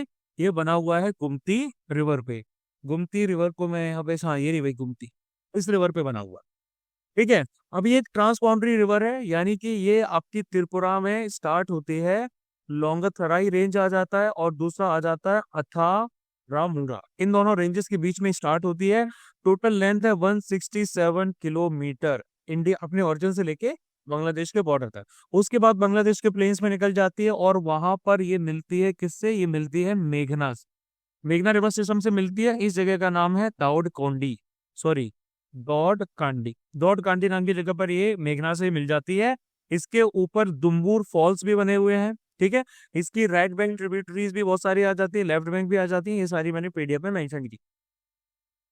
फिर हम बात करेंगे A1 और A2 मिल्क के बारे में। तो FSSAI जो है भाई हमारा, इन्होंने फूड बिजनेसेस को ये बोला है कि भाई आप A1 और A2 मिल्क का जो स्टेटस लगाते हैं, जो क्लेम्स लगाते हैं मिल्क के, उसको आप हटा दीजिए अपनी पैकेजिंग से। क्यों? क्योंकि ये फूड सेफ्टी और स्टैंडर्ड्स एक्ट 2006 के हिसाब से नहीं है। अब A1 और A2 मिल्क कैटेगरी की बात करें तो यहाँ आता है कैसेन। ये एक प्रोटीन होता है मिल्क के अंदर जो एटलीस्ट 13 अलग अलग फॉर्म्स में पाया जाता है। तो प्राइमरी फॉर्म्स इसके आ जाते हैं A1, इसको कहा जाता है बेटा कैसेन, और दूसरा आता है A2, ये भी आपका बेटा कैसेन आ जाता है। A1 बेटा कैसेन और A2 बेटा कैसेन। अब ये जो A1 बेटा कैसेन है ना, ये कहाँ पाया जाता है? ये उन काउ ब्रीड्स में पाया जाता है जो कि नॉर्थ यूरोप के पास पाए जाते हैं, है ना। क्योंकि नदर्न यूरोप के पास जो काउ ब्रीड्स आती हैं वहां पर A1 पाया जाता है, हॉलिस्टीन, फ्राइस्टीन, आयरशायर, ब्रिटिश शॉर्टहॉर्न वगैरह। और A2 वाला जो है ये आपका जो कि उन पर्टिकुलर ब्रीड्स में पाया जाता है जो कि सदर्न फ्रांस के आसपास आते हैं, चैनल आइलैंड्स के आसपास आते हैं, वाइसनी, जर्सी, चर्कोलाइंसिस, लिमोसिन काउस वगैरह। रेगुलर मिल्क में A1 और A2 बीटा केसेस दोनों पाए जाते हैं, लेकिन A2 वाला जो रहता है वो थोड़ा सा आपका यूनिक रहता है कि इसमें सिर्फ A2 वेरिएंट ही पाया जाता है, ठीक है। तो ये क्रॉस ब्रीड है और प्योर इंडियन ब्रीड है, इनके बारे में ये बताया गया है। फिर हम बात करेंगे रिपब्लिक ऑफ पनामा, जिसकी कैपिटल सिटी है पनामा सिटी में। तो पनामा ने ये अनाउंस किया है कि ज्यादा से ज्यादा माइग्रेंट डिपोर्टेशन जो है वो फ्लाइट्स का इक्वाडोर, इंडिया और चाइना के लिए किया जाएगा। यानी कि अगर हम इसकी अगर लोकेशन की बात करेंगे तो ये एक कंट्री हमारी सेंट्रल अमेरिका की आ जाती है, जो कि पनामा एस्थमस पे लोकेटेड है, ठीक है। एस्थमस पनामा यानी कि ये नैरो सा स्ट्रिप है आपका लैंड का, जो कि नॉर्थ अमेरिका को साउथ अमेरिका से जोड़ता है, ठीक है। इसके वेस्ट में आपको कोस्टारिका मिल जाएगा, कोलंबिया जो है भाई वो आपका इसको ईस्ट में मिल जाएगा, ठीक है। और इसकी मेरीटाइम बाउंड्रीज की बात करें तो नॉर्थ में कैरिबियन सी है और साउथ की तरफ आपका पैसिफिक ओशन आ जाता है। ये G77 इंटरनेशनल सोलर अलायंस जैसे ग्रुप्स का मेंबर है। यहाँ का क्लाइमेट हॉट होता है, ह्यूमिड होता है, यानी कि इसको हम ट्रॉपिकल क्लाइमेट की कैटेगरी में रख सकते हैं। लंबा सा रेनी सीजन होता है मई से लेकर जनवरी तक। फिर मेजर रिवर्स की बात करें तो रियो चैग्रेस आ जाती है, रियो चैपो भी आ जाती है, ठीक है। मेजर माउंटेन रेंज की बात करें तो वो आ जाता है इनका कॉर्डिलेरा सेंट्रल, ठीक है। हाईएस्ट पीक इज बारू वॉल्केनो। फिर हम बात करेंगे वर्ल्ड का पहला mRNA लंग कैंसर वैक्सीन के ट्रायल स्टार्ट हो चुके हैं यूरोप पे। इस वैक्सीन का नाम है BNT116, ठीक है। इसको डिजाइन किया गया है non small cell lung cancer को ट्रीट करने के लिए, तो मोस्ट कॉमन टाइप का लंग कैंसर होता है। ये वैक्सीन आपकी mRNA टेक्निक पे बेस्ड है, यानी कि messenger ribo nucleic acid technology, ठीक है। इसके वर्किंग मैकेनिज्म की बात की जाए तो ये क्या करता है, ये सबसे पहले इंट्रोड्यूस करता है एक mRNA के पीस को, है ना, जो कि करस्पॉन्ड करता है एक पर्टिकुलर वायरल प्रोटीन के साथ में। खासकर कोई स्मॉल पीस आपका प्रोटीन का रहता है जो वायरस के साथ में पाया जाता है, उसकी आउटर मेम्ब्रेन, ठीक है। और mRNA क्या है भाई आपका, ये एक जेनेटिक मॉलिक्यूल रहता है जिसके अंदर इंस्ट्रक्शंस या रिसीव्स रहती हैं, जो सेल्स को डायरेक्ट करता है कि भाई आपको ये पर्टिकुलर प्रोटीन जो है वो बनाना है ना, अपनी नेचुरल मशीनरी को यूज करते हुए। तो mRNA सेल्स को प्रॉम्प्ट करता है कि भाई आप वायरल प्रोटीन्स बनाइए, जिससे इम्यून सिस्टम हमारा ट्रिगर होता है और वो एंटीबॉडीज प्रोड्यूस करता है, जो कि हमारे इम्यून सिस्टम को क्या करता है, बूस्ट करता है, ठीक है। तो कोविड-19 के लिए जो आपका mRNA वैक्सीन था, उसने हमारे सेल्स को डायरेक्ट किया कि भाई आप एक ऐसे प्रोटीन की कॉपीज बनाइए जो कि कोरोना वायरस को बाहर निकाल दे, और इसको कहा गया स्पाइक प्रोटीन। फिर हम बात करते हैं FSSAI ने अर्ज किया है स्टेट्स को कि भाई आप एक इंटर मिनिस्ट्रियल कमिटी बनाइए ताकि कीटनाशकों का जो उपयोग है, पेस्टिसाइड का यूज है, कम किया जा सके। अब ये जो इंटर मिनिस्ट्रियल कमिटी बनाई जाएगी, ये फोकस करेगी पेस्टिसाइड के यूज को कम करने के लिए, मीजर्स वगैरह इंप्लीमेंट करने के लिए, स्ट्रेटेजीज बनाने के लिए, ताकि भाई पेस्टिसाइड के यूज को मॉनिटर और रेगुलेट किया जा सके फार्मर के लेवल पे, ठीक है। पेस्टिसाइड और उसके यूज की अगर हम इंडिया में बात करें तो पेस्टिसाइड्स का यूज किया जाता है इंडिया में to kill, prevent, reduce, destroy और रिपेल आ पेस्ट, किसी भी कीट को मारने के लिए। यानी कि इसमें इंसेक्टिसाइड्स, फंजिसाइड, हर्बिसाइड, बायोपेस्टिसाइड सब आ जाते हैं। अब अगर हम हर्बिसाइड्स की बात करें तो हर्बिसाइड्स जो रहते हैं ये खरपतवार को कम करते हैं, यानी कि वीड्स जो रहती हैं इनको खत्म करने का काम इनका रहता है। और इनका लार्जेस्ट मार्केट शेयर है 44% का। ठीक है, 60,000 टन का केमिकल पेस्टिसाइड आपका 2019 से लेके 2020 और 2021 से लेके 2022 के बीच में यूज किया गया, एनुअली यूज किया जाता है एनुअली। इंडिया का कंजप्शन है 0.5 केजी पर हेक्टेयर। कई कई कंट्रीज में 17 केजी पर हेक्टेयर भी आ जाता है। ठीक है, स्टेट्स जिनका सबसे हाईएस्ट आपका कंजप्शन आ जाता है उसमें महाराष्ट्र सबसे नंबर 1 है, उसके बाद यूपी, फिर पंजाब एंड देन फिर तेलंगाना। ठीक है, इसके ह्यूमंस पे, एग्रीकल्चर पे और एनवायरमेंट में भी काफी ड्रास्टिक इफेक्ट्स पड़ते हैं। फिर बात की जाएगी इंडिया के पहले रीयूजेबल हाइब्रिड रॉकेट जिसका नाम है रूम 1, इसको लॉन्च किया गया। इसको तमिलनाडु बेस्ड स्टार्टअप जिसका नाम है स्पेस जोन, उसने भाई डेवलप किया है। कोलैबोरेशन है मार्टिन ग्रुप का भाई इनके साथ में कोलैबोरेशन है, और इनको चेन्नई में लॉन्च किया गया था थिरुवयावाडी में। ठीक है, इसको एक मोबाइल लॉन्चर की हेल्प से लॉन्च किया गया। ठीक है, और इसमें 3 क्यूब सैटेलाइट्स आ जाती प्लस 50 पीको सैटेलाइट्स आ जाती है जो कि ग्लोबल वार्मिंग और क्लाइमेट चेंज पे डेटा कलेक्ट करेगा। क्यूब सैटेलाइट्स की बात करें तो ये छोटी छोटी नैनो सैटेलाइट्स होती है जिनका वजन 1 से 10 केजी के बीच होता है। पिको सैटेलाइट्स आपकी वो छोटी सैटेलाइट्स होती हैं जिनका वजन 0.1 से लेके 1 केजी के बीच में होता है।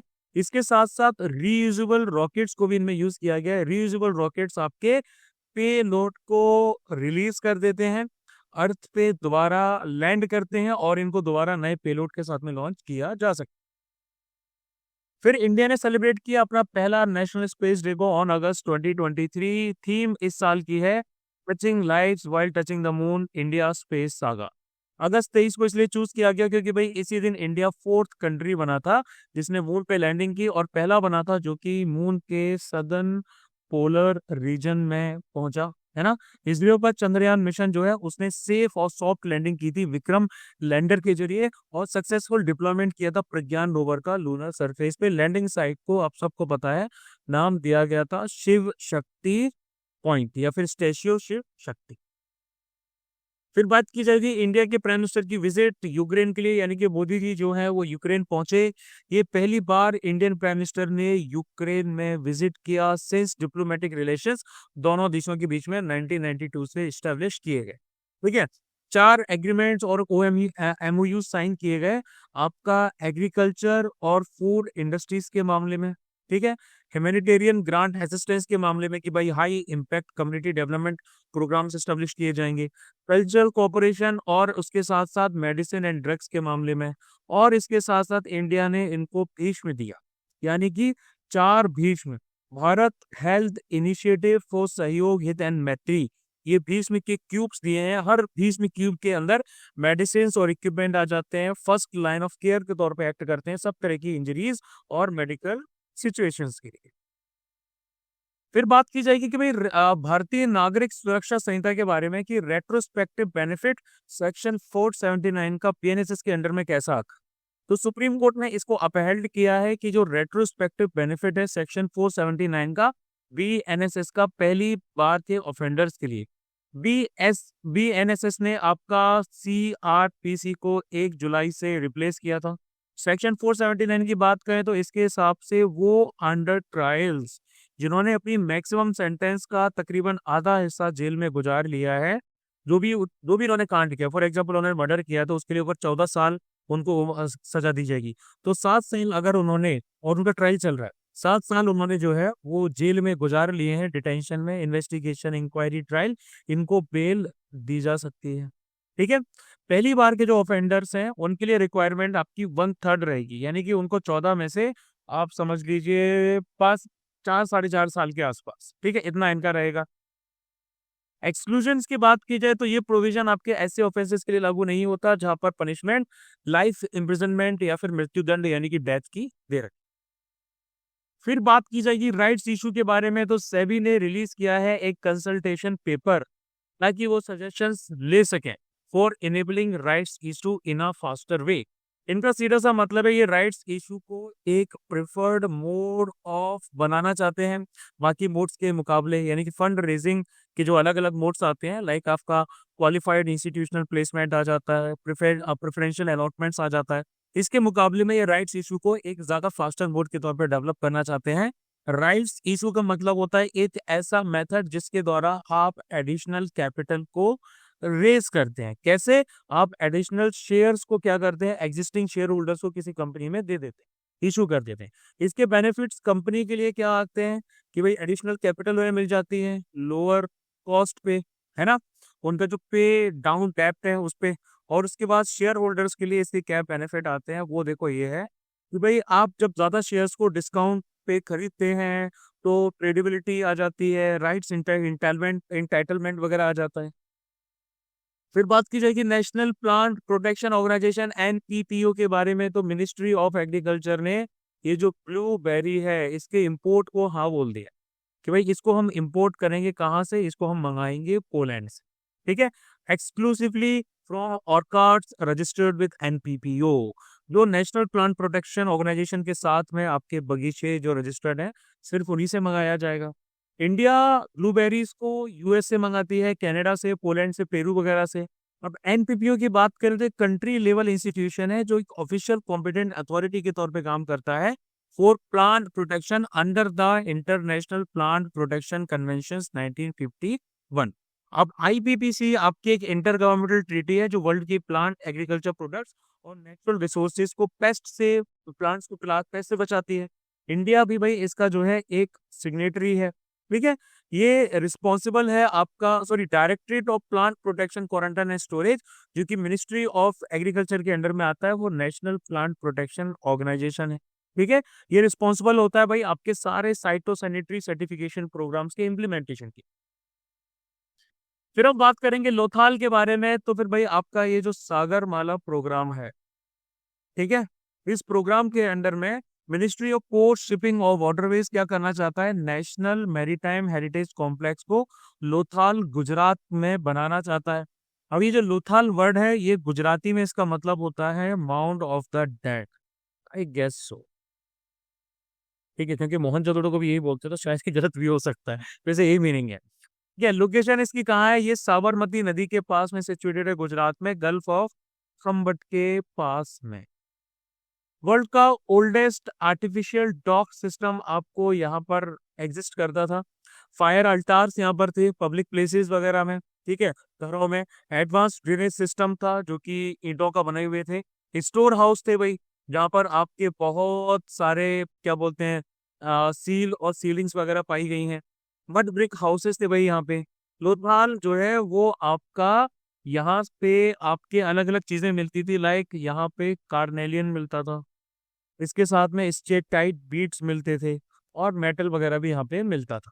थ्राइविंग ट्रेड सेंटर था, इसके जो ट्रेड था आपका बीट्स का, जेम्स का, ऑर्नामेंट्स का, वो वेस्ट एशिया और अफ्रीका तक भी जाता था।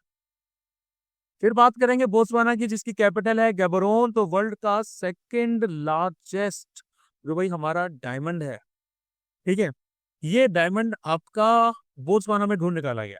अब बोत्सवाना क्या है भाई, Botswana one of the largest country आ जाता है भाई, आपका प्रोड्यूसर आ जाता है डायमंड्स का, और ये तकरीबन 20% ग्लोबल क्या बोलते प्रोडक्शन में आपका कंट्रीब्यूट करता है। ये एक लैंड लॉक्ड कंट्री है भाई, इसके आसपास समुद्र नहीं है, साधन अमेरिका में आ जाता, अफ्रीका में आ जाती है। इसकी पॉर्टरिंग कंट्रीज की बात करेंगे भाई तो नामीबिया इसकी वेस्ट में आ जाती है और नॉर्थ की तरफ भी आ जाती है। जाम्बिया और जिम्बाब्वे इसके नॉर्थ और नॉर्थ ईस्ट की तरफ आ जाते हैं, ठीक है। और उसके बाद में भाई आपकी साउथ अफ्रीका जो है भाई वो आ जाती है इसके साउथ की तरफ, साउथ ईस्ट और साउथ में। ट्रॉपिक ऑफ कैप्रिकॉर्न जो है वो भाई आपकी बोत्सवाना से निकलती है।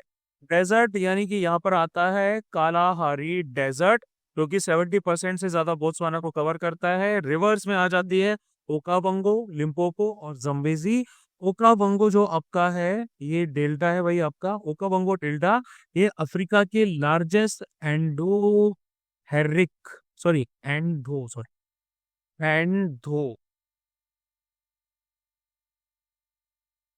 मैं बार बार इसको गलत लिख रहा हूँ, एंडोरिक, अरे यार कितना गलत लिखूंगा मैं इसको। एंडोराइक, हाँ एंडोराइक। एंडोराइक डेल्टा जो है ना, यहाँ पर पाया जाता है जिसका ओशन में कोई आउटफ्लो नहीं होता। ठीक है। बायोडाइवर्सिटी की बात की जाए तो भाई यहाँ पर आते हैं सेवेना ग्रासलैंड्स। वर्ल्ड का लार्जेस्ट कंसंट्रेशन अफ्रीकन एलिफेंट्स का भी यहाँ पाया जाता है। उसके बाद मैं आपको बता दूं कि भाई CAPF AC 2025 Chhipa batch launch होने जा रहा है 1 जनवरी से। ये 7 महीने का बैच रहेगा जिसमें पेपर 1 पेपर 2 दोनों शामिल रहेंगे। आप सिर्फ पेपर 1 के लिए भी इनरोल कर सकते हैं, आप सिर्फ पेपर 2 के लिए भी इनरोल कर सकते हैं, और आप कंबाइंड दोनों के लिए भी इनरोल कर सकते हैं। डिटेल्स आपको मिलेंगी 8839961158 पर।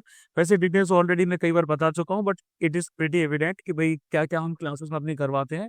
ये बेस्ट रहेगा भाई। आप अगर इस तरह के किसी प्रोग्राम को देख रहे हैं तो आपको CAPF की 7 महीने की कंप्लीट गाइडेंस दे, तो उसके लिए defence star is the place. Defence star के अलावा मुझे नहीं लगता कि आपको कोई इतनी क्वालिटी क्या बोलते हैं एजुकेशन इस फील्ड में प्रिपरेशन आपको करवा सकता है। तो चाहे आप फ्रेशर हो, फाइनल ईयर हो, चाहे आप वर्किंग हो, नॉन वर्किंग हो, सबके लिए ये प्रोग्राम बहुत ज़्यादा बेस्ट है। प्लीज़ स्प्रेड द वर्ड, ताकि यू नो जिन लोगों को भी क्वालिटी एजुकेशन चाहिए होती है उनको बाद में पता चलता है, देन बाद में आते हैं, लेकिन तब हमारे पास टाइम नहीं होता कि भाई हम उनको गाइड कर सकें। तो इसकी गाइडेंस 7-8 महीने के लिए सबसे प्रॉपर है। आप अभी ज्वाइन कर सकते हैं। 1 जनवरी से स्टार्ट होगा, 20 दिन बाद बैच हमारे स्टार्ट होगा। You can enrol for that particular batch. बस इतना ही बताना था आज के लिए, इतना ही। जय हिंद टू यू ऑल।